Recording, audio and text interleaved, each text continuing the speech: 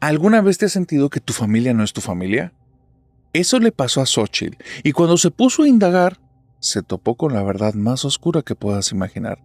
Esta es su historia y créeme, ¿quieres escucharla? Xóchitl me mandó una historia que está cruda y es muy difícil de digerir. Ella me dice que desde que tiene uso de razón, su mamá no ha sido una persona cariñosa. Es una persona más bien fría y un poquito distante. No es mala, nunca la ha tratado mal, pero digamos que tiene esta distancia, no conecta tanto con ella. Y pareciera que su mamá no conecta prácticamente con nadie. Toda la vida, Xóchitl había vivido con ciertos reclamos hacia su mamá. ¿Por qué no la quería lo suficiente? ¿Por qué no le daba muestras de cariño? Y durante muchos años en su infancia, ella se sintió culpable de eso. Sentía que no era suficiente, sentía que no merecía, sentía que ella había provocado algo. Cuando fueron pasando los años y Xóchitl comenzó a crecer, comenzó a darse cuenta que no eran tanto así las cosas, que su mamá era así con todos. Era la forma de ser de ella, un poco distante, muy callada, muy poco cariñosa. Xóchitl comenzó a intentar entablar una conversación con ella, para conocerla, para saber quién tenía enfrente, porque se dio cuenta, por ahí entre los 16 y los 19 años, que no conocía a su mamá, no sabía nada de ella. Nunca había habido la oportunidad de tener una conversación con ella. Y su mamá tampoco conocía a Xóchitl. La mamá de Xóchitl a veces era tan distante que Xóchitl sentía que ella vivía sola con su papá, con su hermana y con sus amistades, pero como si no tuviera mamá. Y yo sé que esto puede sonar muy feo, pero no es que la odiara, es que estaba ausente. Y lo notaba. No tenía recuerdos con ella memorables, no tenía momentos que quisiera recordar, no había momentos en los que la extrañara, porque no había un vínculo fuerte. Se quiso dar la oportunidad. Entre los 16 y los 19, cuando llegue ese momento en la vida en la que muchos de nosotros nos encontramos en esta situación en la que no sabemos quién somos, Xóchitl se dio cuenta que parte de su esencia podía estar ahí, encerrada en los misterios de su mamá. ¿Por qué? Porque sin darse cuenta, Xóchitl era igual. No era cercana con los demás, no era cariñosa, no se entendía tanto con la gente y siempre manejaba una distancia. Entonces se dio cuenta que si quería romper esta maldición familiar, su mamá era la que podía tener la clave. Y quería conocerla, y quería que la conociera. Quería entender por qué ella era así, y quería entender por qué su mamá también era así. Empezó a intentar hacer estas conversaciones, y su mamá al inicio le empezó a poner como un poquito la distancia. No quería indagar al respecto, no quería que le hiciera preguntas acerca de su vida, no quería que ella se involucrara en nada, digamos, con su pasado. Y Xóchitl se empezó a hacer preguntas que estaban muy fuertes, porque para los 16 a los 19 años, que te hagas estas preguntas acerca de tus padres, habla sobre que en el seno familiar tal vez hay un tema importante. ¿Por qué nunca veo a mis abuelos? ¿Cómo se llaman mis tíos? ¿Por qué sé que tengo primos, pero no los recuerdo? Son cosas muy extrañas. ¿Qué relación tenía mi mamá con mi abuela? ¿Ella qué relación tiene con mis tíos? ¿Por qué mamá nunca habla de su familia? Cosas que tal vez muchos de ustedes sabrían muchas historias familiares. Xóchitl se dio cuenta ahí, al momento de hacerse preguntas, que no sabía nada de su familia materna. Nada. Ni siquiera se acordaba bien de los nombres. La tita, la abuela, pero no tiene ni el nombre ni el apellido si tiene un segundo nombre. No puede recordar a detalle cómo es su cara, qué rasgos tiene. No puede recordar tampoco del abuelo. Y de los tíos no se diga. De los primos solo está el concepto que tiene algunos. ¿Quiénes son y cuándo los vio? No tiene la menor idea. Con esta serie de preguntas, Xóchitl agarró una libreta pequeña, las escribió todas las preguntas que tenían, que era como muchísimas, más de 50 o 60 preguntas, de todo. Desde qué color de ojos tienen mis primos, cuántos son, quiénes son sus papás, qué relación tienes con ellos, qué relación tienes con mis abuelos, por qué no te llevas con ellos, por qué se dejaron de hablar, por qué nunca nos vienen a visitar, por qué no tengo regalos con ellos, por qué no les damos regalos a ellos, por qué nunca vamos hacia sus casas, por qué nunca vienen para acá. Mis abuelos, ¿a qué se dedicaban? ¿A qué se dedican mis tíos? ¿De qué se trata tu familia? ¿Qué escondes? Y era una infinidad de preguntas sobre preguntas sobre preguntas. Cuando llegó con su mamá, comenzó a hacerle estas preguntas. Su mamá se puso incómoda, de lo incómoda pasó al enojo, del enojo pasó a la confusión, y no era que lo expresara, se lo contenía, pero su cara parecía un arco iris que iba cambiando de color en color, hasta que al final la mamá se puso muy triste y se puso a romper en llanto. Y solo un par de lagrimitas recorrieron por sus ojos, pero esa expresión era más emociones de todas las que le había mostrado en la vida a Xóchitl. Y Xóchitl estaba impactada. Se disculpó, perdóname, no te quería hacer llorar, mamá. Y su mamá nada más le dice, no, está bien. Se esperan un ratito y le dice, no estoy preparada para decirte nada, dame tiempo. Ahorita que escuches lo que su mamá le reveló 2 años después, vas a entender por qué le tomó tanto tiempo decirlo. 2 años, Xóchitl no se le ocurrió volver a tocar el tema. Estaba llena de preguntas. Le preguntaba a su papá directamente, porque él sí era una persona muy cercana, muy cariñoso, muy abierto. La agarraba de los hombros y le decía, es un tema muy fuerte, muy delicado, no me toca a mí abrirlo, por favor, guárdalo ahí en tu corazón y dale tiempo a tu mamá. Ella va a saber cuando te habla de eso. Y entonces un día Xóchitl le dice abiertamente, mi familia son criminales, ese es el problema. Y el papá se le queda viendo y dice, ¿de qué estás hablando? Y se queda pensando el papá y dice, no sé, pero es mejor que no te preguntes eso, porque lo que te va a decir tu mamá nada tiene que ver con eso, es mucho peor. Y Xóchitl se quedó con esta incógnita, como te digo, 2 años. 2 años completos, muriéndose de incertidumbre. Empezaba a hacerse preguntas ella misma, hacer como sus propias conclusiones, investigar en casa de mamá, a ver si había por ahí algún álbum de la familia, ver si reconocía rostros. La familia materna estaba borrada. No existía. No había nadie. Y si el abuelo y la abuela tenían otra familia, ella ya lo desconocía por completo.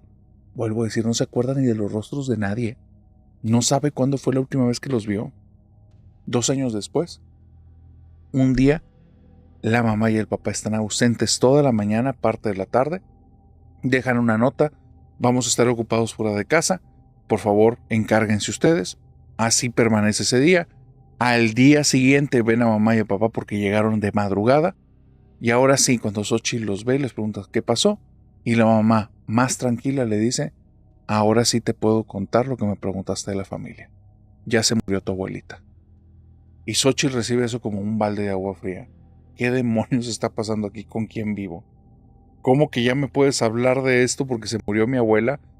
Y le pregunta abiertamente a su mamá, mamá, ¿eran mafiosos o qué? Y la mamá suelta una carcajada y dice, tal vez, hija, tal vez, pero eran mucho peores que eso. Es otra cosa. Dice, dame nada más oportunidad para ordenar bien mis ideas y muy pronto te voy a decir todo, pero ya podemos hablar del tema. Durante las siguientes semanas, porque fueron como 2 o 3 semanas más, la mamá empezó a darse como espacios de tiempo en el que ordenaba ideas. Tenía una libreta grande en la que hacía apuntes y Xóchitl le preguntaba, ¿qué estás haciendo? Lo que te voy a contar, pero es que es muchas cosas y no sé cómo decírtelo, lo estoy ordenando. Y Xóchitl veía a su mamá verdaderamente empeñada en su libreta. Y de vez en cuando lo que no había pasado en los últimos años comenzó a ocurrir esas semanas. Su mamá estaba más alegre, más cercana, y de vez en cuando recibían una llamada que veía que preocupaba mucho a su mamá, y después de eso, mamá y papá conversaban en la noche sin que involucraran a las niñas, y ya. Al día siguiente parecía que su mamá estaba renovada. Y ese ciclo se repetía. Cada vez que venía una llamada, venía un momento de preocupación, y al día o 2 días después su mamá estaba bastante más relajada, era más abierta y era una persona más sonriente. Después de estas semanas, que es un tiempo un poco incierto, 3 semanas, tal vez un mes, tal vez poco más, tal vez poco menos, pero llegó un momento en el que cesaron las llamadas, su mamá mantuvo como cierto nivel estable y la libreta ya no la tenía en la mesa. Era como si ya hubiera ordenado la información y ya no ocupara sus apuntes. Y le dijo, hijita, tienes que conocer los oscuros secretos que hay en esta familia. Son cosas que nunca te quise revelar. No le digas nada a tu hermanita, que para este punto te lo digo, no sé si tenía un hermanito o hermanita Xóchitl porque no figura en la historia, solo hay este detalle. Y también, espérate a escuchar lo que su mamá le dijo y vas a entender por qué esto no era para un menor de edad. Su mamá le cuenta que desde que era muy pequeña, ella se sintió relegada de la familia. Jamás sintió que su mamá le dedicara ni siquiera una sonrisa, un abrazo o un momento como de cariño. Su papá era muy diferente, su papá era una persona que le daba mucho cariño, pero su mamá, de forma deliberada, la trataba mal. Cada vez que el papá la trataba bien, y si esta señora estaba presente, la mamá se enfuruñaba, se molestaba y la atacaba de alguna u otra manera. En la casa, ella se sentía como una trabajadora de la casa. Y recuerda que incluso cuando tuvo 4, 5, 6 años, sus regalos fueron herramientas para hacer limpieza en la casa. Y le daban ropa como si ella fuera la chica que hiciera la limpieza de la casa. Que no tendría nada de humillante si fuera un trabajo, pero sí estaba hecho con un tono de humillación para distinguir a sus hermanos y hermanas de ella. Los hermanos y hermanas no le dirigían prácticamente la palabra. La trataban como si fuera una persona foránea. Desde muy pequeña ella comenzó a preguntarse si era adoptada. ¿Por qué la trataba tan mal su mamá? ¿Por qué no la quería? ¿Había hecho algo? ¿Sucedió algo de lo que ella no estaba enterada? O tal vez lo obvio, lo que te digo, es adoptada y no forma parte de la familia. Tal vez es de otro matrimonio. Es de algún matrimonio de papá y mamá, es otra familia. Se hacía preguntas muy profundas porque no entendía por qué la trataban tan mal. Literalmente, era la chica del aseo. No dormía en el cuarto con sus hermanos, no comía en la mesa con la familia, no iba a las escuelas de sus hermanos. Ella estudiaba en casa, le contrataban a maestros y los maestros tampoco la trataban bien, pero esto se dio cuenta que era por orden de la mamá. ¿Por qué? Porque los maestros cuando la mamá no estaba en casa eran bien diferentes. Pero pobrecita si la mamá estaba en casa y cerca del cuarto donde estaba ella porque todo era regaños y regaños a gritos. Eso la volvió una persona insegura, un poco cerrada, que no tenía cómo expresarse, no sabía cómo expresar cariño. El cariño de papá siempre dependía de la autorización de mamá o de que no estuviera, pero entonces sentía eso. Ella no merecía que nadie le diera un abrazo, nunca. Y fue algo muy duro, hasta que empezó a entender que allí había gato encerrado. Como le tocaba hacer el aseo de la casa y no estaba involucrada en actividades familiares, empezó a darse cuenta de diferentes cosas. Cosas que cuando te toca vivir ahí y crecer ahí, no te das cuenta tan fácilmente. Si fueras alguien externo, lo notarías en segundos. Lo primero es que la familia no tenía poquito dinero, tenía muchísimo dinero. Las dimensiones de esa casa eran algo enorme. Como no la trataban como parte de la casa y ella se encargaba de hacer limpieza, en muchos momentos en los que estaba haciendo limpieza en una habitación y escuchaba conversaciones de adultos, notaba que los adultos una y otra vez repetían acerca del gran tamaño de la casa y de la gran riqueza que habían amasado y siempre preguntaban cómo la habían hecho en tan poco tiempo. Ella entendía eso. Somos ricos, vivo en una familia rica, pero ella no lo disfrutaba ni se daba cuenta. Prácticamente no tenía contacto con el mundo exterior. Y estando dentro de la casa ya no vivía con lujos. Vuelvo a decir, la ropa que tenía era una ropa que parecía más que utilizada y era dedicada para ella, y no era parte de la familia. La educación de sus hermanos eran en las mejores escuelas, eran tipos sumamente educados. Ella no. Ella aprendía lo básico y lo mínimo y todavía más a regaños para que nunca tuviera un entusiasmo por buscar más información, por saber más. Se empezó a dar cuenta de diferentes cosas. Papá tenía una biblioteca secreta dentro de la biblioteca. Papá, en ocasiones, había dejado un estante movido, que detrás de ese estante había un cuarto medianamente grande lleno de libros, pero gran parte del tiempo ese lugar estaba cerrado y cuando venían invitados jamás estaba abierto. Solo era cuando papá se descuidaba, y ella nunca le decía que no se diera cuenta. Mamá tenía amigos con los que se iba a la alcoba cuando papá no estaba en casa. Y ella, de manera abierta, tenía muchos momentos muy fuertes y a esta chica en algunas ocasiones le tocó estar encerrada dentro del baño y se escondía en la bañera para que no supieran que estuviera ahí, porque la mamá la agarró mientras limpiaba y si ella le decía con permiso me tengo que salir, lo hubiera atiborrado pero una sarta de cachetadas y golpes y gritos que prefería ella mejor esconderse y hacerse la oxisa. También había otro detalle. Había ciertas reuniones familiares en las madrugadas en las que ella jamás fue invitada, pero al día siguiente dejaban restos de diferentes cosas. Paños manchados de sangre, plumas de gallinas o de gallos o de aves, dejaban las yemas de los huevos en ciertos vasos que tenían como líquidos y fotografías de personas con manchas de cera. No entendía nada de esto. Había muchas velas, inciensos, restos carbonizados de cosas, y a ella le tocaba recoger todo eso. Cuando hurgó en la basura y descubrió chiles quemados, estatuillas rotas y diferentes cosas que para ella le fueron dando como cierto toque que solo ocurría ahí en esas reuniones. Una vez que cumplió sus 18 años, un día en la noche se escapa de casa. No quiere saber nada más de sus papás y empieza a hacer su vida. Consigue trabajo en una pensión, la gente de la pensión por hacer el aseo le da un cuartito y esta chica poco a poco va escalando, conoce a su esposo, que era un tipo conductor de un camión, y de conductor de camión brincó otro puestecito y poco a poco los dos iban haciendo su vida.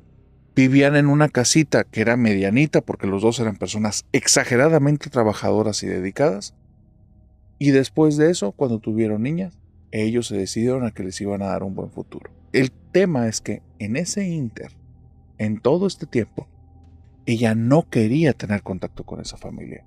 No quería que su familia conociera nada de ellos, porque comenzó a investigar qué cosas eran las que encontraba en esos rituales. Y se dio cuenta que eran puras cuestiones relacionadas con brujería. Todas las plantitas que utilizaban, todos los artilugios que tenían. Cuando le preguntaba a personas de diferentes tipos, solo había de dos respuestas. Pues quién sabe qué estaban haciendo, o eso yo ya he visto que lo hacen en brujería. Solo esas dos respuestas repetidas cientos de veces durante años. Le quedaba claro algo. O no era nada, o eran brujos. Así es que esta señora decidió no saber. No le interesaba.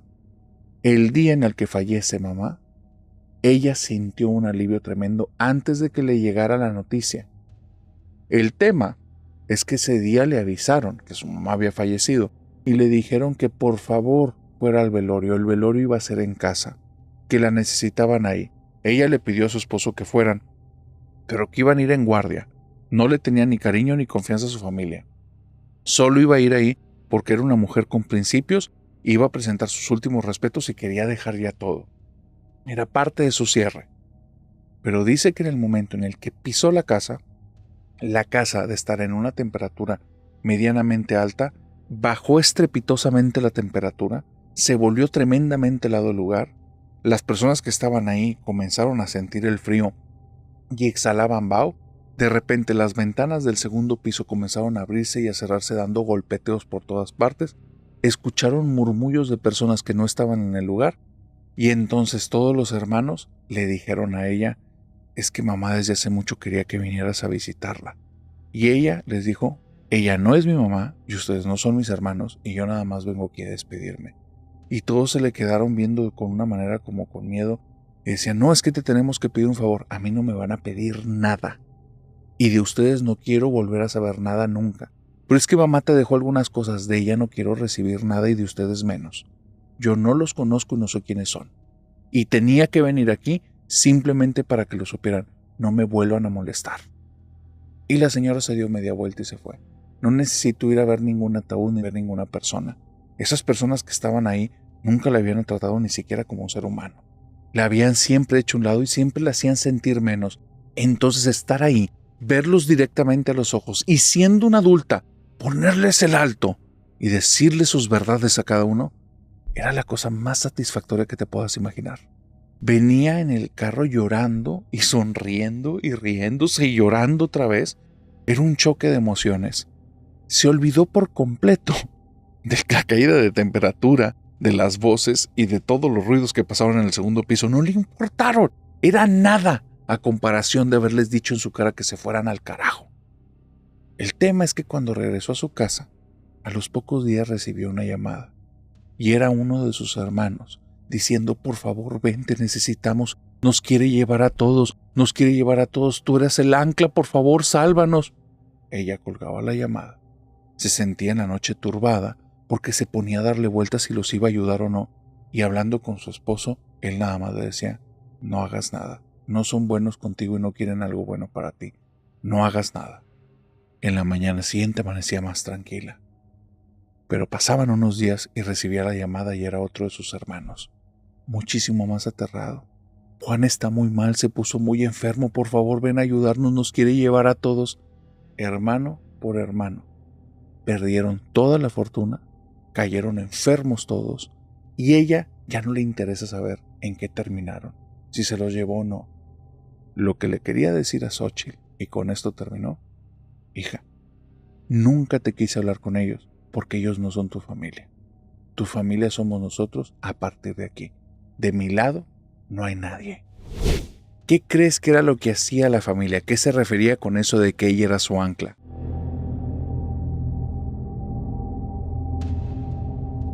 Mario me mandó un mensaje. Me mandó un mensaje al WhatsApp de las pesadillas. Y en este mensaje me dice que cuando él era muy pequeño, él descubrió que sí existen las cosas paranormales de la forma más aterradora que te puedes imaginar. Él tenía alrededor de 14 años y su hermano menor tenía 9, y se quedaron un día a dormir en la casa de los abuelos. Aquí hay un contexto específico. Los abuelos fueron personas que venían de unas familias muy acaudaladas de abolengo. Familias de estas que eran dueños de hectáreas y hectáreas y hectáreas de tierra, pero conforme fueron pasando las generaciones, se fue perdiendo la fortuna. La casa de los abuelos más bien era la casa del bisabuelo o del tatarabuelo del lado paterno. Una persona que él nunca conoció, nunca ha escuchado hablar de él, menos en ese tiempo, y después de lo que vivió, no quiere saber nada de esa familia. Esta casa es muy grande me refiero enorme. Es de un solo piso, no tiene 2 pisos, pero ese piso tiene cerca de 10 habitaciones, 4 baños e imagínate la construcción, porque cada uno de los cuartos tiene espacio suficiente para 3 camas king size. Son lugares enormes, con unas bóvedas, un techo altísimo. ¿Y sabes qué es lo mejor? O bueno, la parte más interesante, es que el patio era una zona tan grande que aun cuando tenía una barda y una barda sumamente alta, tenía árboles y una huerta. Era como tener tu propio bosquecito personal. A él le encantaba ir a la casa de los abuelos.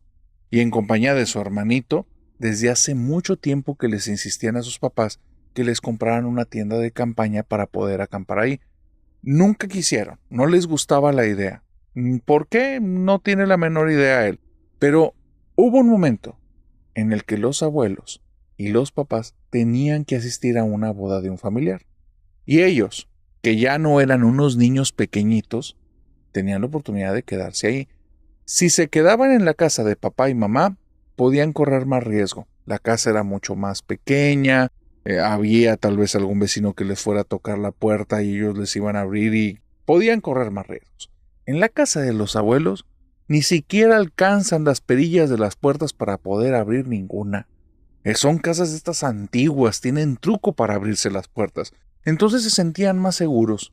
Decidieron que los iban a llevar ahí, les compraron las tiendas de campaña y los invitaron a que llevaran su camping ahí en el patio de los abuelos. Les dejaron un montón de comida. Les abrieron la puerta exclusivamente para que pudieran entrar a un baño. Y hay una situación bien divertida. Les conectaron unos cables para tener una mini televisión adentro de esta tienda de campaña y tener también una videocasetera. Ya te imaginarás de qué tiempo te estoy hablando.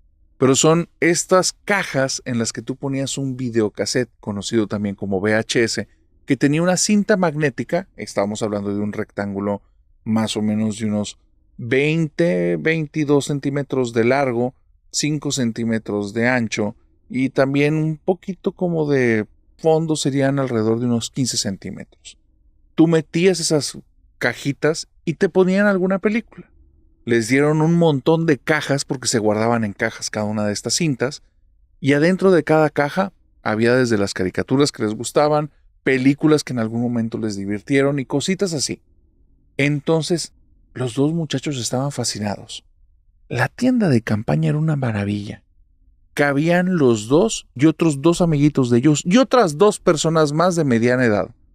La televisión y tener todos sus refrigerios, dos pequeñas como mantitas extendidas y aparte una colchoneta gruesa, con todo esto se sentían como si estuvieran en un palacio árabe, porque era de techo alto también, y estando ahí, cállate que ellos se sentían soñados.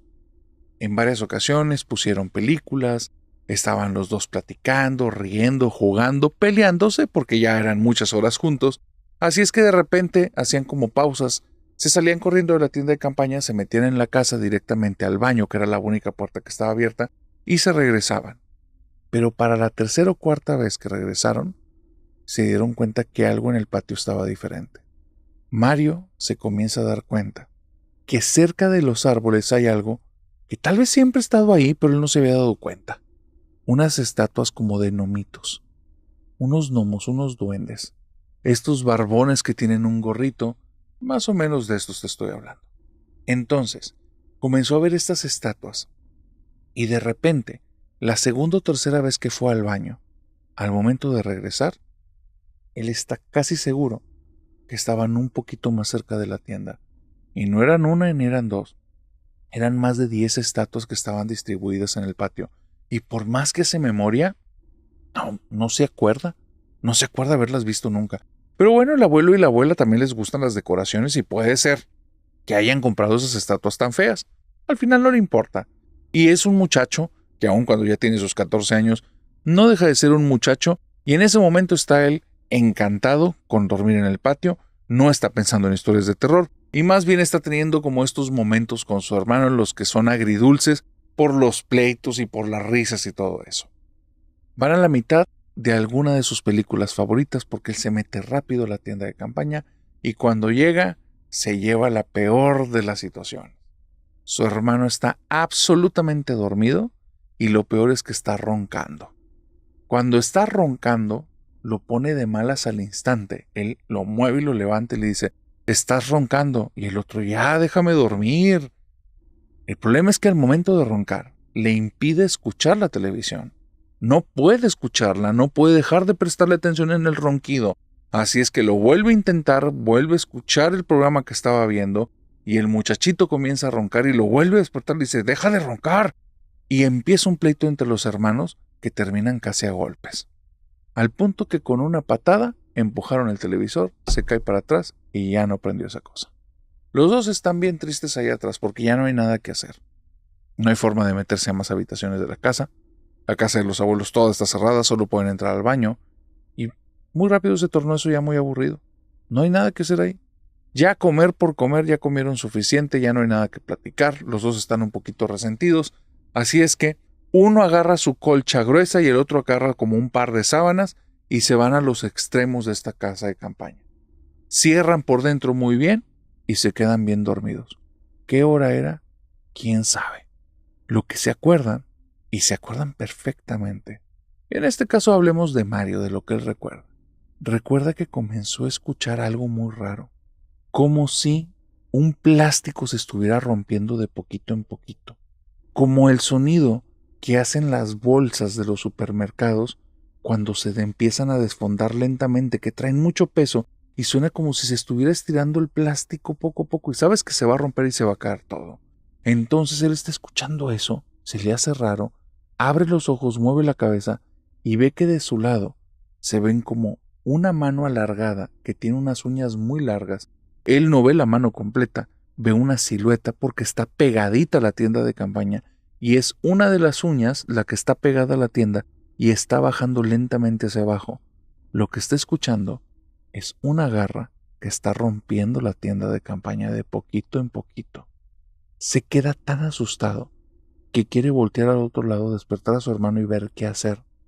Pero cuando voltea la mirada al otro lado, ve que su hermano está como cerrado de brazos, dándole la espalda a él, y de su lado también se ve una luz, y en la luz se refleja una sombra de otra mano exactamente igual a la que está de su lado, y la garrita está empezando a hacer también como una pequeña ruptura.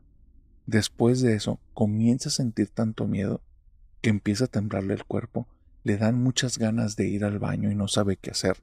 Y entonces lo único que se le ocurre hacer, que es algo nada recomendable, suelta tremenda patada y se la mete en el trasero de su hermano y ve que su hermano no se mueve.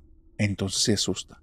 Así es que se levanta rápido, se va a ver a su hermano y ve que su hermano está temblando de miedo viendo directamente a donde está la mano esa.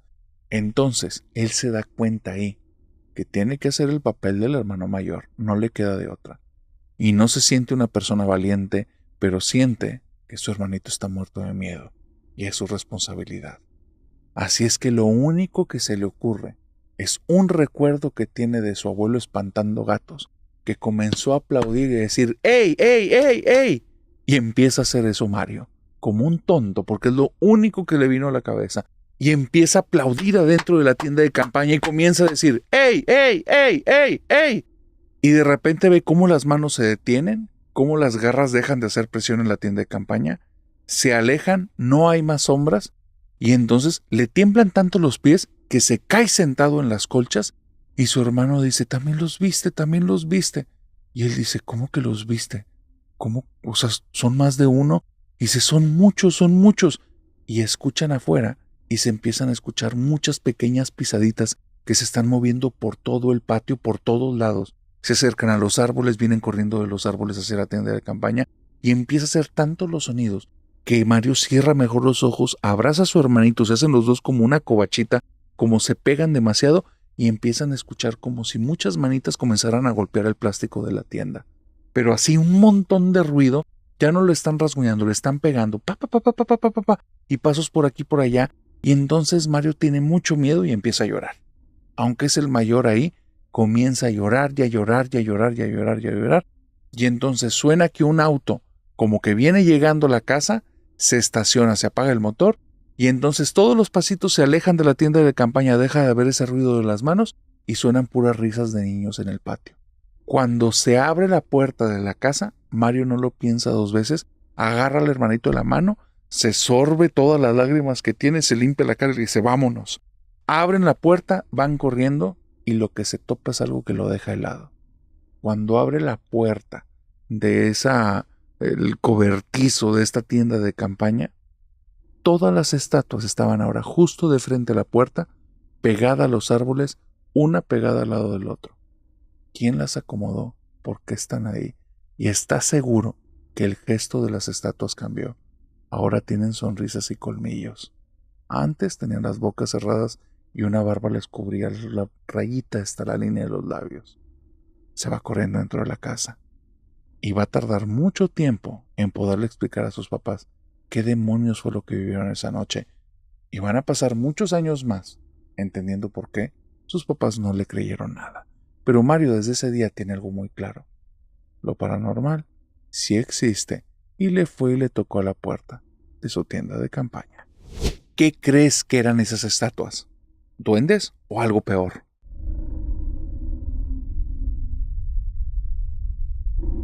La historia que estoy a punto de contarte la descubrí gracias a la familia nocturna. Así es que le pido a la familia nocturna, la invoco para que se haga presente. Y dejen por favor una banderita ahí en los comentarios para que dejen claro que mínimo ustedes ya han sobrevivido hasta la mitad de este episodio. Ahora sí, te cuento la anécdota. Resulta que en esta plataforma de videos cortos y rápidos, que todos son verticales, nos etiquetó una persona y dejó un mensaje que decía así: esa historia yo estoy segura que ya la escuché en Hablemos de lo que no existe. Pero aquí hay un tema, que tal vez estamos viviendo un efecto Mandela. La historia que yo escuché, yo tengo idea que nunca la hemos contado aquí. Le pregunté al equipo de las pesadillas y me respondieron lo mismo. No, esa historia no la hemos contado. Así es que te voy a contar esa historia para dos cosas. La primera, para darte la misma sensación de miedo que me dejó a mí porque está sumamente buena y tétrica.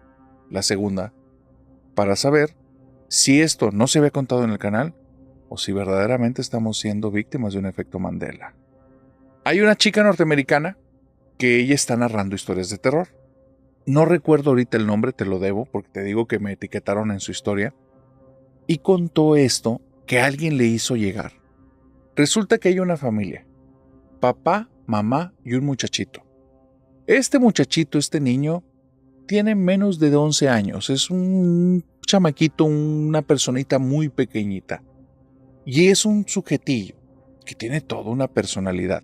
Es un muchacho que sus papás lo quieren mucho y él es de estas personas que tienen como mucho carisma y se quedan grabadas en la mente de la gente. Él tiene una idea desde hace tiempo y es que quiere ir a un lugar a comprar algún mueble usado. Sus papás ya han estado pensando en remodelar algunas cosas de la casa y les gusta el estilo que es como antiguo, vintage le llaman algunos. Entonces, como este estilo de lo usado, de lo que ya se ve un poquito desgastado, pero es un estilo. Entonces van a ir a una mueblería que es de muebles usados. Entran al lugar, comienzan a ver las cosas y es algo muy extraño lo que pasa ahí. Traen un presupuesto muy ajustado, el tiempo lo tienen un poquito holgado, pero no demasiado. Pero su hijo se está moviendo de una manera extraña en ese lugar. Es como si nada le llamara la atención, pero al mismo tiempo estuviera buscando algo. Papá y mamá le preguntan qué estás buscando, él les dice nada, pero lo ven y es como si fuera caminando entre los pasillos y entre las cosas, yéndose a un lugar específico, como si ya conociera el lugar. Y se les hace súper extraño, porque por lo general él, te vuelvo a decir, es de estas personas que se te quedan grabadas, es un muchacho muy curioso. Él se hubiera quedado desde las primeras cosas viendo y preguntando, oye, ¿por qué esto es así? ¿Por qué tiene estas marcas? ¿Esto tiene cierto aroma? ¿O estos colores son extraños? Mamá, ¿quién crees que haya sido la dueña o el dueño de este artículo? Cosas así. No preguntaba nada. Él iba como en un pequeño trance caminando entre los lugares, como si fuera un lugar específico, una meta específica. Bueno, papá y mamá están como curiosos con la situación, comienzan a seguirlo y empiezan a ver cómo él recorre el lugar como si lo conociera, cada vez agarrando un poco más de velocidad. Brinca de una habitación a otra, de otra habitación a otra, pero no creas que llega, comienza a ver cosas. No. Es como si siguiera un camino y termina en una habitación que tiene muebles usados, pero que aparte los muebles, digamos que ya tienen ciertas marcas de polvo. Como son 3 habitaciones más allá de la primera, mucha gente ya ni siquiera llega ahí. Y el muchacho llega caminando y directamente se agarra caminando y se topa con un óvalo grande y nada más lo agarra y dice, este lo quiero. Pero no le está hablando a sus papás. Él está como verbalizando en voz alta, pensando en voz alta como le llaman algunos. Camina delante del óvalo y se topa enfrente de un espejo y se queda como en un trance viéndose a sí mismo. Sus papás están maravillados, nunca lo habían visto hacer eso. El muchacho no es que tenga algún tipo de problema de personalidad o algún problema de comportamiento o algún otro tipo de problema, no. Tiene mucho ángel, tiene mucho carisma, pero jamás se había comportado así. Que se quede viendo sin hacer nada y estar ahí parado como 1 o 2 minutos y que ni siquiera se dé cuenta que papá y mamá van caminando hacia allá, entran por la periferia de su vista, se posan detrás de él y todavía pasa 1 minuto más cuando él se despabila y les dice, ¿cuándo llegaron? Papá, ¿me pueden comprar ese espejo? Y los papás están impactadísimos. Es un espejo enorme, no tiene nada que ver con la decoración de la casa, se ve antiguo y tiene cierto aire, cierta aura extraña. La primera idea que tiene el papá es que no hay manera de comprar eso, está carísimo. Está enorme, se ve muy bien labrado, no se ve que tenga ningún problema. Cuando le pone la mano encima, revisa el espejo. No hace ningún tipo de ruido, se puede mover perfectamente, las bases son sólidas. Lo intenta levantar tantito, esa cosa está pesada lo que le sigue, pero pesadísimo. De hecho es mucho más pesado de lo que debería estar. Han de ser materiales muy caros, ha de ser madera muy buena, ha de ser un vidrio de un grosor tremendamente grueso. Finalmente el papá se asoma y ve que por un lado hay un papel colgando y ahí trae un costo. $3. Es ridículo, no tiene sentido el costo. Pero él decide no preguntar. Le dice a la persona encargada que le interesa el espejo de la 3ª planta y le dice que cuánto le cobran por el envío. Y dice, si se lo lleva hoy le regalo el envío. Y entonces le comenta, oye, es que vi la tarjeta del costo, creo que está mal.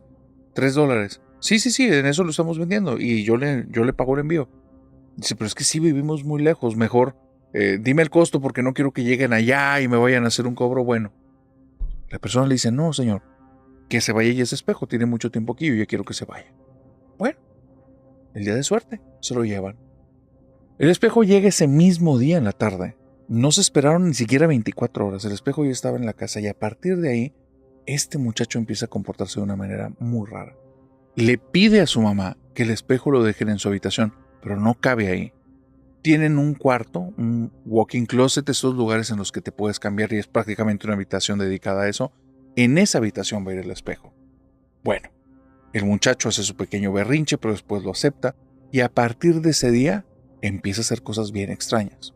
Papá y mamá no se van a dar cuenta porque los siguientes días no están enfocados en el niño ni en el espejo, están enfocados en cosas de adultos, está pasando el día a día. Han pasado 2 o 3 días cuando nota algo extraño en el comportamiento de su hijo, tal vez la forma de hablar, tal vez que se ve cansado, tal vez que se ve como desalineado, tal vez que se ve más nervioso de lo habitual, tal vez las ojeras que le arrastran ahí debajito del ojo. Hay algo ahí que desentona. Así es que mamá comienza a ponerle mucha atención, pero mucha atención, al punto que en las noches, cerca de las 10 de la noche, cuando él ya debe estar totalmente dormido, empieza a andar por los pasillos bien sigilosa para ver qué está pasando. Si se queda despierto en la habitación, si está haciendo algo fuera de sus horarios. Cuando va caminando, llega a esta habitación que la tienen como un closet grande y se da cuenta que la luz está prendida. Pega el oído y escucha la voz de su hijo que está balbuceando cosas pero no las entiende. Y se queda como afectada. ¿Por qué está ahí? ¿Por qué está hablando así? Abre la puerta, el niño se sobresalta, se le queda viendo y le dice: mamá, ya me voy a dormir. Y se le queda a la mamá viendo medio extraño. ¿Qué haces aquí? Nada, ya me voy a dormir. La mamá se queda tan extrañada que comienza a revisar. Tienen cámaras en toda la casa y comienza a revisar las grabaciones. Lo que vio en las grabaciones la dejó aterrada. Resulta que en las grabaciones, que tiene audio y puede escuchar, ve que el niño sale de su habitación, se para justo enfrente del espejo y empieza a tener una conversación en voz muy bajita.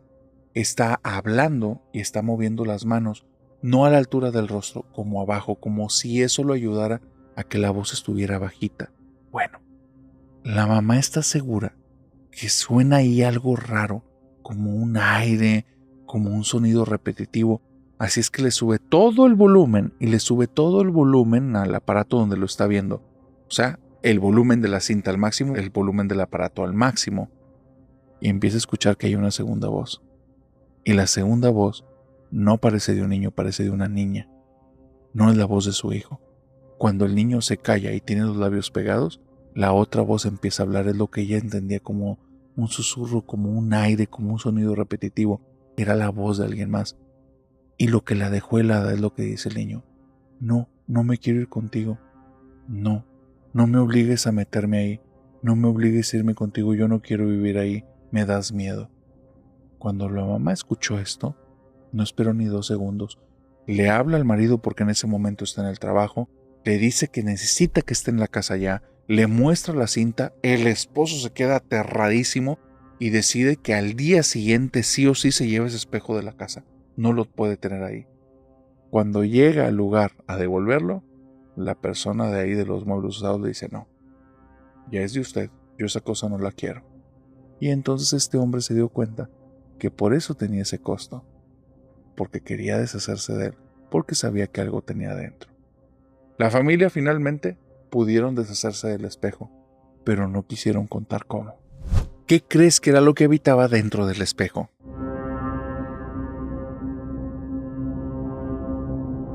Salvador escucha historias de terror aunque le den miedo, porque él tiene la esperanza que algún día logre superar sus temores más profundos. Pero ahorita que escuches por qué tiene esos temores, créeme, superar esos temores no es cualquier cosa. Salvador tenía una vida normal cuando era pequeño. Al día de hoy tiene 20 años. Pero cuando era pequeño, cuando tenía desde sus 0 años hasta sus 11, su vida era perfectamente normal. Y él era un niño muy alegre, le encantaba explorar, curioso, una persona que tenía muchas preguntas, que le gustaba saber cómo funcionaba todo a su alrededor. Era de estos niños que cuando tú le das un juguete 2 minutos después el juguete está totalmente desarmado. Y si le permites seguir jugando te lo vuelve a armar, pero sobran piezas y ahora tiene forma distinta.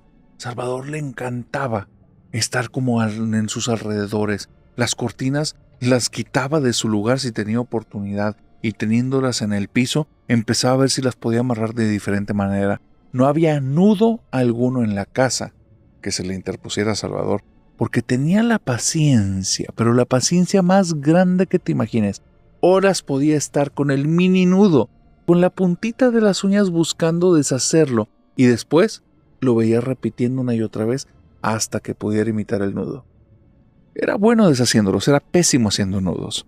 Pero él tenía esa mente curiosa, esa mente que lo llevaba a observar, a ver detalles, a comenzar a revisar las cosas una y otra vez hasta encontrar algo que antes no había notado, algo que los demás no ven. Cuando cumplió 11 años, pasaron dos cositas en su familia que lo marcaron. La primera, su papá pierde el trabajo y empieza una racha muy difícil. Su papá era una persona muy organizada y era un sujeto que había tenido un muy buen puesto. El problema es que la casa la había sacado un año antes, la estaba pagando y había agarrado una casa que tenía un muy buen tamaño y se había arriesgado a un pago mensual bastante alto. Sus ahorros no le iban a durar ni 10 meses y eso hizo que desde el día 1 que entró en esta situación de no tengo trabajo, empezó a cerrar el bolsillo y empezó a reducir los gastos al máximo. Lo segundo fue que menos de una semana después se descompuso la lavadora y la secadora. Cuando fue el técnico y lo revisó, lamentablemente salía más caro repararlo que cambiarlos por unos nuevos. Así es que este señor se dio la tarea de estar buscando por cielo, mar y tierra hasta que trajo una lavadora y una secadora antiquísimas, cosas de allá de una era de los neandertales, pero de los neandertales eléctricos, porque esas cosas viejas, pero funcionaban, y funcionaban con electricidad. El señor, por el costo en el que lo adquirió, él no se fija que si tiene herradumbre en una parte, que si cuando está dando vueltas la parte centrifugadora, tanto de la lavadora como de la secadora, suenan unos golpeteos, no le importa. ¿Sabes qué si tiene la lavadora y a él le gusta? Tiene adaptado como un cuadro de cristal que hace que en el momento en el que el centrifugado, cuando golpee, no genere ningún tipo de derrame. Por eso la compró. No va a ser un mugrero en la casa. ¿Están feas? Sí, están espantosas. Pero funcionan. Ese suceso, que suena a algo tan simplón, es lo que hizo que el pobre Salvador, al día de hoy, tenga un miedo tan profundo que simple y sencillamente lucha por no acobardarse cada vez que hay algo en el entorno que cambie, que sea diferente. Algo que lo haga sentir que simplemente en las sombras o en cualquier lugar recóndito de la casa hay un peligro acechando. Todos llevaban su vida normal.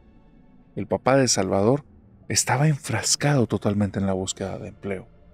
Comenzaba a marcar de un lugar a otro, empezaba a llevar solicitudes de trabajo, llamadas día y noche a amistades, conocidos, personas colocadas, de todos lados. La mamá estaba buscando como un espacio para ella porque el papá estaba como un energúmeno. Estaba todo el día como de cierto momento furioso, cierto momento ensimismado, no quería ruidos y así. Así es que la mamá buscaba muchos espacios para no estar ahí. De repente tenía que ir a dar una vuelta con una amiga, de repente tenía que ir a visitar a la vecina que estaba enferma, tenía una vuelta que hacer con los abuelos, etc. Y llevarse a Salvador podía ser estresante, aparte que el niño pues tenía sus tareas y tenía cosas que hacer en casa, así es que simplemente ella lo dejó ahí.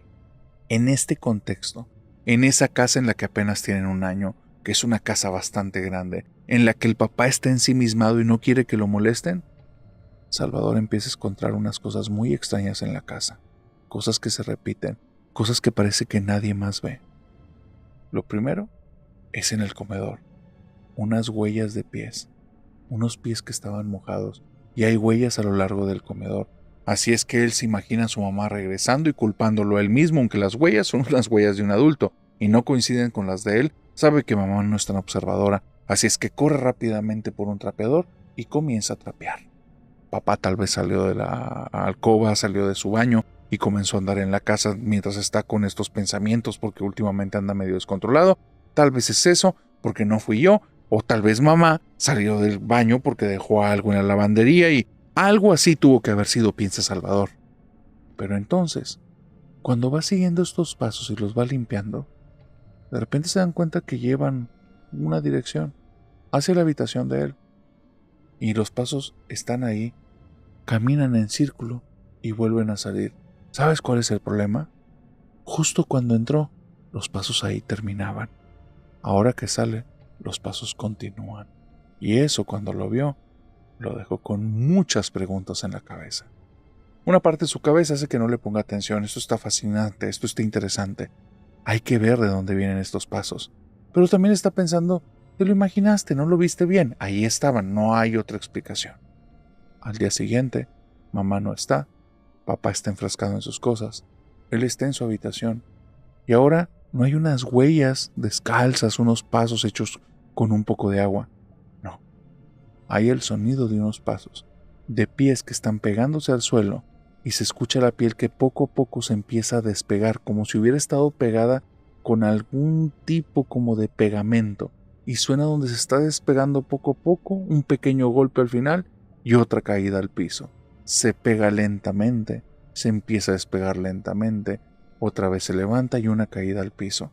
Se asoma fuera de su habitación de donde viene el sonido y nada. Pero empieza a notar que el sonido no se está acercando a la habitación, se aleja. Así es que comienza a buscarlo en casa y se da cuenta, justo al final, que viene de esta parte de la cocina que conecta con el cuarto de lavado. Y entonces cuando va hacia el cuarto de lavado, la puerta se le cierra en la cara. Papá lo ha de haber molestado, tal vez hice mucho ruido cuando estaba yendo para allá.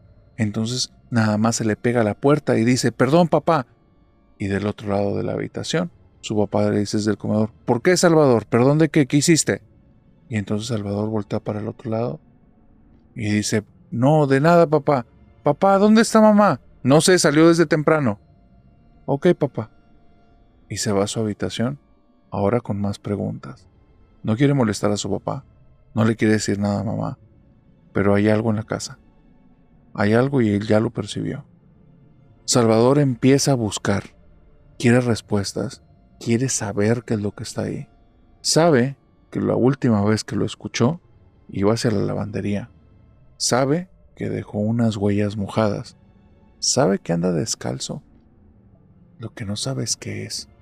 Cree que es un adulto por el tipo de pisada. No suenan a pisadas de sus amiguitos, no suenan a pisadas de sus primitos, suenan a pisadas de sus tíos, a mamá y a papá cuando salen del baño, pero no suenan a pisadas de él cuando sale del baño.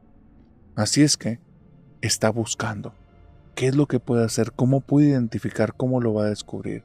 Y está pensando todo eso en la sala cuando ve que una sombra oscura y alta camina desde la zona de la cocina que está pegada a esta zona de los aparatos de la lavadora y los secadores, esta zona de lavado, sale caminando desde la cocina, cruzando por el comedor, dirigiéndose hacia las habitaciones, probablemente a la de él. Se queda impactado porque vio a la sombra caminar lentamente. No escuchó nada, pero al voltear al piso, ahí están las huellas.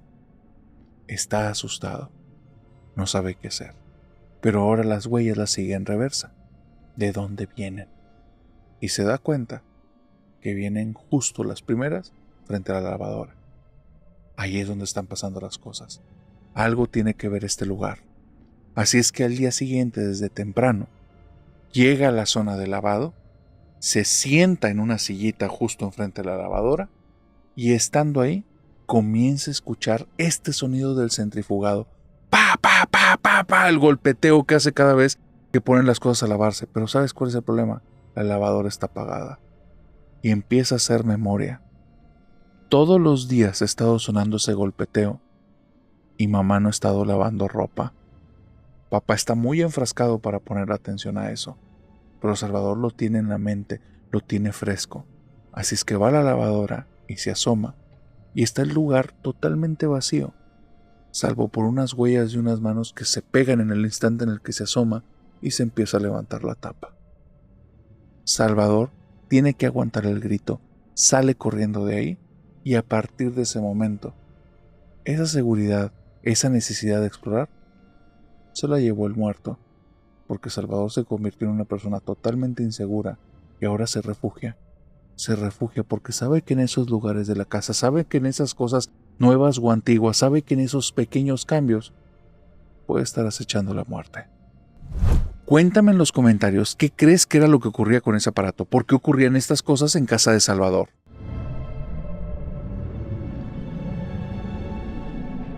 Antes de iniciar esta historia, necesito advertirte. Lo que estás a punto de escuchar es una historia sumamente cruda y si estás en un momento susceptible de tu vida, tal vez es conveniente que pases a otro episodio y des por visto esto. Te lo digo porque vamos a tocar temas que pueden llegar a ser muy sensibles a todos ustedes, entonces tómenlo con discreción. Y definitivamente creo que esta última historia no es para niños. Así es que, una vez dicho esto, si me permites voy a contarte la historia de Mariana y su hermanita menor. Mariana y su hermanita menor son al día de hoy 2 personas que tienen ya más de 20 años. Pero esto que te voy a contar era cuando Mariana tenía 9 años y su hermanita 7. Mariana me cuenta que su infancia fue difícil. De los 9 a los 11 años fue un infierno absoluto. Y puede sonar a poca cosa porque suena a 2 añitos. Pero después de que escuches exactamente qué fue lo que vivió, te vas a quedar helado y te vas a dar cuenta que esto no se lo deseas a nadie. Mariana está a punto de cumplir sus 9 años. A punto. Lamentablemente, unos meses antes de su cumpleaños, hay una mala noticia. A mamá le detectaron una enfermedad. Están yendo continuamente al doctor. Toda la familia está preocupada. Ella no entiende por qué están preocupados. Al final es mamá y mamá se ha enfermado algunas veces, pero siempre sale bien. Y 2 meses antes de su cumpleaños, ya no tiene mamá. Mamá falleció. Y ahora, Mariana tiene un problema doble. Se siente muy sola. Tiene su cumpleaños que ya no le importa. Y su hermanita necesita una mamá. Y ella lo sabe, porque ve que en las noches está llorando y ella no quiere ver a su hermanita llorar, la quiere mucho. Así es que empieza a hacer el rol de mamá. Su papá está haciendo lo mejor que puede, pero está roto. Su corazón está roto, su mente está rota y está haciendo un esfuerzo titánico. Hay una hermana de él que viene continuamente a la casa cuando tiene oportunidad para cuidar a las niñas, para ayudarlas con sus tareas, con los deberes. Pero Mariana es súper responsable. Cuando llega la tía, ya hay platos lavados, ya hay un intento de zonas limpiadas y barridas y trapeadas porque no tiene toda la fuerza para poder dejar bien limpio, ni observa tantos detalles como para dejar todo muy pulcro, pero hace un gran esfuerzo. Y la tarea ya está avanzada tanto en ella como en su hermanita. Está tomando el rol de mamá. Los siguientes meses es la primera parte de esta historia, en la que ella tiene que ir forjando un poco de carácter. No conviene quejarse y no conviene llorar. Ya hay muchas lágrimas en la casa. Y si tú lloras, tu hermanita va a llorar. Así es que no llores, Mariana. Y se empieza a hablar así. Dale, acuérdate que mamá te está dando un abracito desde el cielo. No llores, Mariana. Papá a veces está y a veces aunque está no está. Así es que déjalo. Papá ahorita necesita estar solo, ya te lo ha dicho la tía. Dale su espacio. Y Mariana ya no piensa como una niña.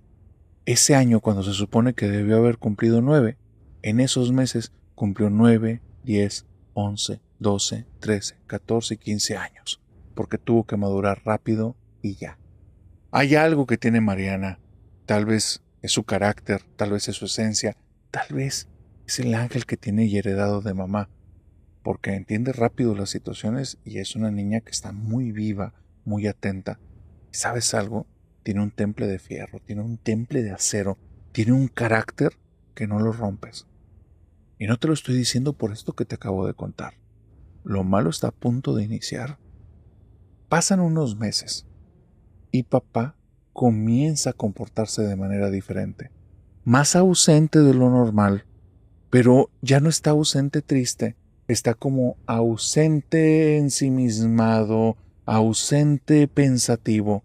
Pareciera de repente como si estuviera hasta contento, pero está ausente. Y van a ser 2 meses en los que ella se va a enfocar más que nunca en su hermanita, porque papá ya había estado muy triste, pero cuando estaba triste estaba presente ahí. Necesitaba sus espacios, pero estaba. Ahorita no está. Ya no está tan triste, pero no está. No está su corazón con nosotras, no está su mente con nosotras. Mariana se da cuenta y toma cartas en el asunto. La tía La tía pudo haber estado ahí echándoles la mano un par de meses, pero conforme va avanzando el tiempo se le vuelve difícil. Y es que ella tiene sus pendientes, así es que cada vez es más esporádica las visitas.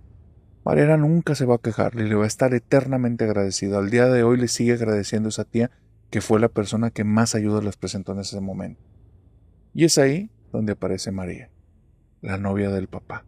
Una chica que un día la trae papá solo para decirles que es una amiga. Mariana ya no tiene 9 años, aunque los acaba de cumplir. Es mucho mayor mentalmente, es mucho más observadora. Entiende que por esa persona papá ha estado ausente. Conoció a alguien y le gusta. Y pobre Mariana, está hecha un vuelco de emociones. Pero mi mamá, pero no se lo va a decir de frente, porque por primera vez en meses lo está viendo sonreír. Y lo está viendo que suelta una carcajada. Y está haciendo algunos comentarios que hace que esta chica ría. Y esta chica, María, se ve una linda persona.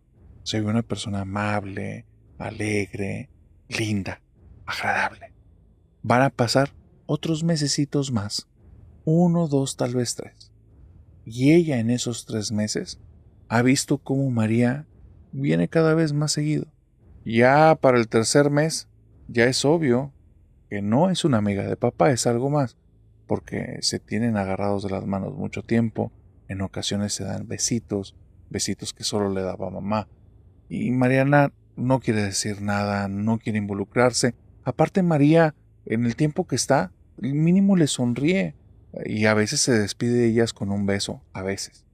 El día que papá la presenta como su pareja y les dice que ella va a vivir con ellas en la casa, Mariana se siente aliviada, al mismo tiempo se siente triste y al mismo tiempo siente un poquito de enojo y un poquito de celo. Al final, aunque ha tenido que madurar rápido, una parte de ella sigue teniendo 9 años y unos meses atrás perdió a su mamá. Ella no ha tenido tiempo como los demás para estar como masticando eso. Así es que un día en la cena, de repente nada más le dice a María, es que tú no eres mi mamá, yo quiero a mi mamá. ¿Se le salió? Una niñería. El por qué salió ni siquiera se acuerda Mariana porque no tiene importancia. El papá estaba cortando un trocito de carne, se lo estaba llevando a la boca y se quedó viendo con la boca abierta y se le cayeron los cubiertos en el plato. María volteó y le puso la mano sobre sus manos y le dice, tranquilo, yo entiendo, no te preocupes, y voltea con la niña. Ahorita que tu papá se vaya a acostar, quiero platicar contigo, pero no pasó nada, te perdono. Esa noche, Mariana se dio cuenta que María no era alguien linda, era un monstruo disfrazado, un monstruo vestido de la novia de papá, un monstruo que quería ser su nueva mamá. Cuando el papá se fue a dormir después de pedirle 1.200.000 disculpas por lo que había dicho la niña y que esta María todo el tiempo le estuvo diciendo, tranquilo, tranquilo, yo entiendo, y ella los escuchó, Mariana se sentía muy arrepentida de sus palabras y quería pedirle 1.000 disculpas a ella también y decirle que nunca le iba a volver a decir eso, que ella no era una persona mala, que la disculpara, que solo se sentía muy triste. Y estaba pensando de qué manera se lo podía expresar. Recuerda que tiene 9 años. Aunque ya ha tenido que madurar mucho, no deja de tener experiencias de una niña de 9 años. Cuando está en su cuarto, mezclada la vergüenza con el arrepentimiento, con un poquito de tristeza y con tantito enojo todavía, y ya decide que le va a pedir perdón, se abre la puerta de par en par, María se le queda viendo, sonríe, va caminando hacia ella, le pone las manos en los hombros y la aprieta con una sonrisa de cabo a rabo, pero la aprieta con una fuerza tal que se le empiezan a marcar aquí los dedos de ella y le dice en voz bajita, si gritas, te pego. Y esta niña nada más le empieza a pelar los ojos porque empieza a sentir un dolor terrible y esta mujer empieza a sonreír más y le dice, yo te aguanté, ahora te aguantas tú. Y le sigue apretando. Siente que le va a quebrar algo, así es que se quiere mover. María se le queda viendo y nota que esta niña se está empezando a mover poquito y le vuelve a decir sonriendo, si te mueves, te va a ir mucho peor. Y entonces, Mariana, aguantando las lagrimitas en los ojos, se le queda viendo, le hace la cabeza de arriba abajo diciéndole que está bien, no se mueve, y entonces, ahora sí, María se aleja y sonriendo le dice, Ahora vas a aprender a vivir como yo te diga que vivas. Se da la vuelta, cierra la puerta, la agarra y la avienta arriba de la cama. La niña acostada en la cama está ahí con mucho miedo y le dice, no hables y no digas nada. Agarra a su hermanita que está acostada y a la hermanita la agarra y la aplasta contra la almohada y le dice, tú te quedas ahí y no digas tampoco nada. La señora se aleja de ellas, se hinca y a partir de ese día se va a volver una tradición todas las noches que ella va a llegar a esa habitación, las va a pegar contra la cama, les va a decir que se callen y no digan nada y que nunca le cuente nada de esto, papá. Se va a hincar en medio de las dos camas agarrándole las manos y va a empezar a hablar en un idioma que ellas no conocen. Van a ir avanzando los días y esto va a ir cambiando un poco. En ocasiones lleva algo que parece cera que se frota en los dedos y se los pone en la frente y empieza a escribir cosas en el piso con un gis. Cuando termina, limpia el piso, les limpia la frente y agarrándolas con la mano de la parte de abajo de la boca las aprieta y les dice, ustedes son mías y yo voy a hacer con ustedes lo que yo quiero. Y si se portan mal o le dicen a tu papá, ya no van a tener casa, ni papá, ni nada. Y las voy a tratar mal. Y ahora sí van a saber de lo que estoy hecha y les voy a dar razones para llorar. ¿Entendiste? Y nada más las niñas con mucho miedo movían la cabeza. Poco a poco, María parece que se fue descuidando, porque ya no hablaba en otro idioma. Los rezos que hacía agarrándole las manos de repente ya eran en español. Te las ofrezco las dos, úsalas para lo que quieras, dame lo que te estoy pidiendo. Quédate con estas basuras y dame mi riqueza. Era lo que repetía esta mujer en las noches, una y otra vez. Cuando el papá de estas chicas estaba fuera de día y esta mujer se quedaba porque nadie sabía en qué trabajaba y jamás le iba a preguntar Mariana a ella en qué estabas trabajando porque no la quería ver jamás, quería pasar desapercibida y quería cuidar siempre a su hermana para que nunca le pusiera los ojos. Cuando esta mujer se quedaba en la casa y ellas dos estaban ahí, las ponía a hacer cosas horribles. Hacía que las dos se hincaran en el comedor, les ponía pequeñas piedritas en la zona de las rodillas, las amarraba con un hilo rojo y empezaba a hacer otros rezos y otros cantos extraños. De repente, hacía que agarraran velas con sus manos, que dejaban caer cera caliente, ponía unos cuencos, unos platitos debajo de sus manos, iba recolectando la cera y ella vio que poco a poco con la cera iba haciendo algo.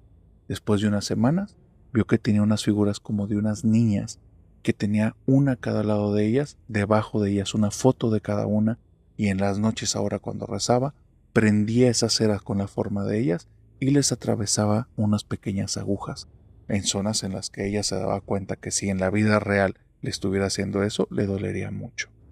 Todos los siguientes días, ella quería tener alguna manera de tener contacto con papá, pero no lograba hacerlo. No lograba decirle las cosas.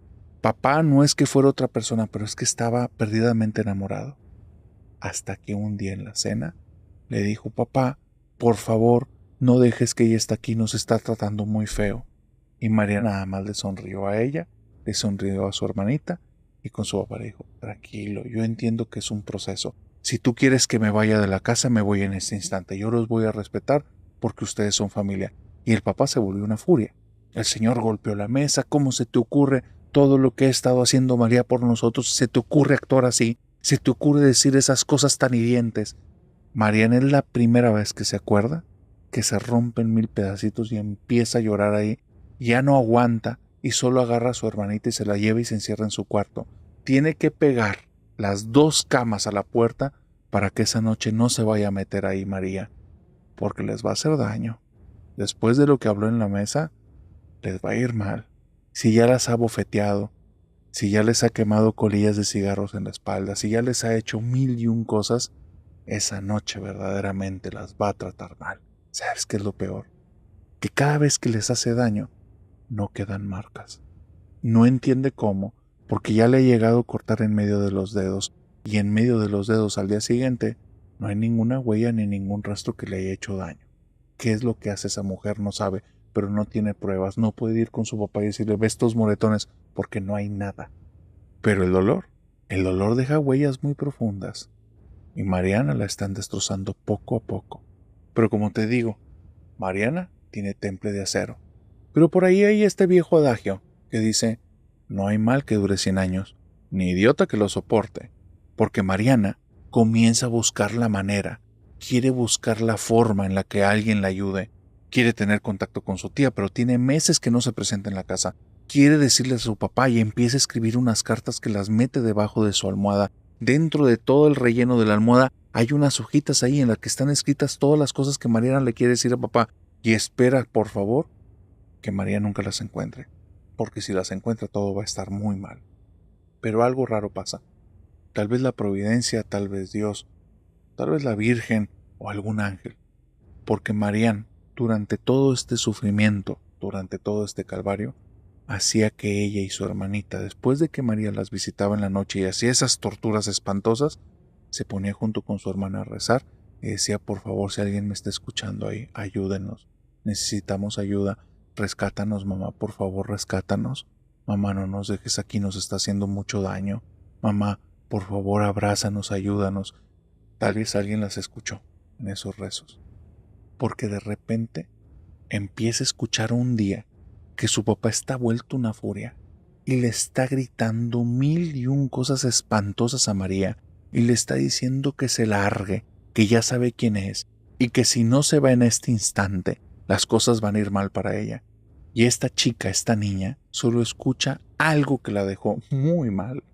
Escuchó una voz helada que ella sí ha escuchado durante las noches durante meses, pero que jamás había escuchado que se dirigiera hacia su papá.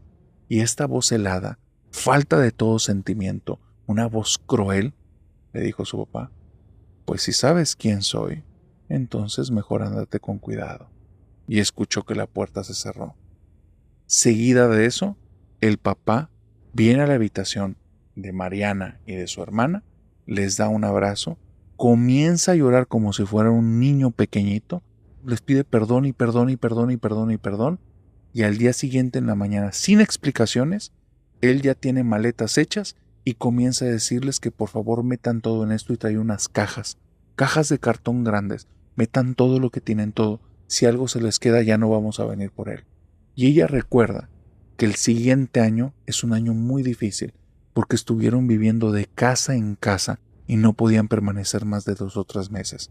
Su papá tenía problemas con los renteros porque los renteros, él al principio quería hacer un trato de 3 meses y después lo estaban buscando por todas partes porque a los 3 meses dejó la casa. No se quedaba más de 3 meses en un lugar y brincaba y brincaba y brincaba y brincaba y brincaba y así se la vivió. 1 año, año y medio, 2, así estuvieron. Pero jamás volvió a saber de María. Esta chica avanzó con su vida, creció, su hermana y ella tienen un vínculo tremendo y con su papá tenía una relación preciosa. El papá no volvió a tener ninguna novia, jamás. No quería volver a poner en riesgo a sus hijas y de vez en cuando, aun cuando ya habían pasado una buena cantidad de años, le seguía pidiendo perdón a las dos por lo que había pasado con esta mujer.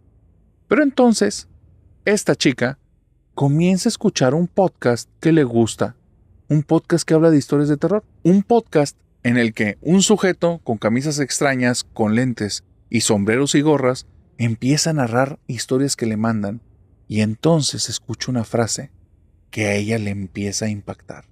Y es que cuando las cosas las ves desde los ojos del niño tienen un sentido, pero una vez que crecen, a veces el sentido cambia.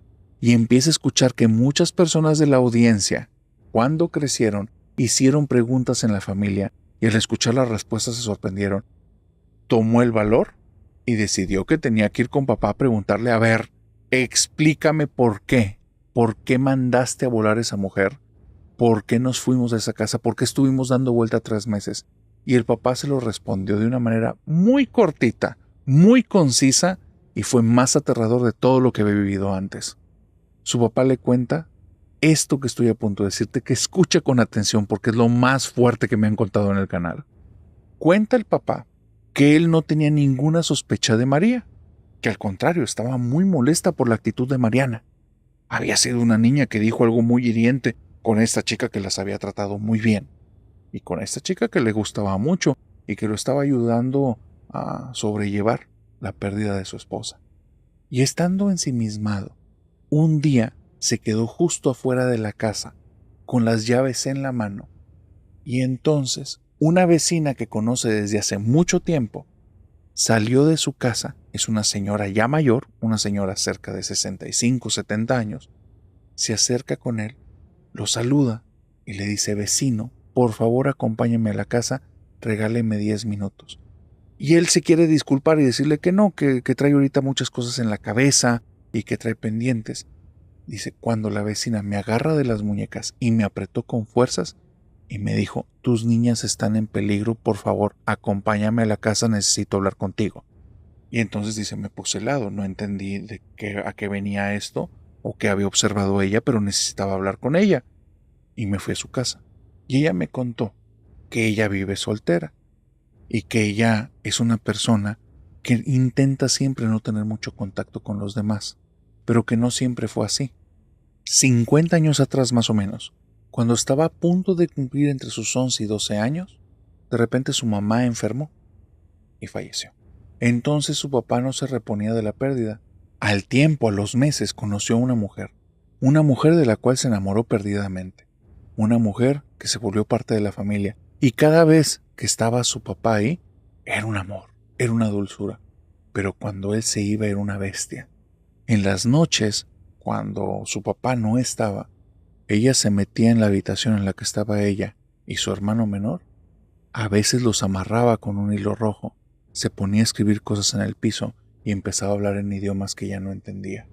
En ocasiones le clavaba alfileres en los dedos, le sacaba muestras de sangre, tenía estatuillas de monstruos y empezaba a hacer que dijeran cosas de las cuales ellos no querían hablar, ofrecerse, decir que daban el uno al otro y su consentimiento para cosas horribles a algo invisible que no estaba ahí. Ella cuenta que intentó tener contacto con su papá, que intentó hablarle y decirle lo que estaba pasando, pero su papá nunca tuvo oídos para ella. Su hermano enfermó y falleció. Y ella se empezó a sentir mal, hasta que un día, teniendo alrededor de 15 o 16 años, se escapó de la casa. Cuando se escapó de la casa, se tuvo que estar cambiando entre familiares, nada más les dijo que por favor la cuidaran, y al poco tiempo tuvo que mudarse y mudarse y mudarse. Un año después, su papá había envejecido tanto, había perdido total conciencia, y esta mujer se había quedado con todo. Esa mujer se hacía llamar María, y es la misma que está viviendo en ese instante en su casa.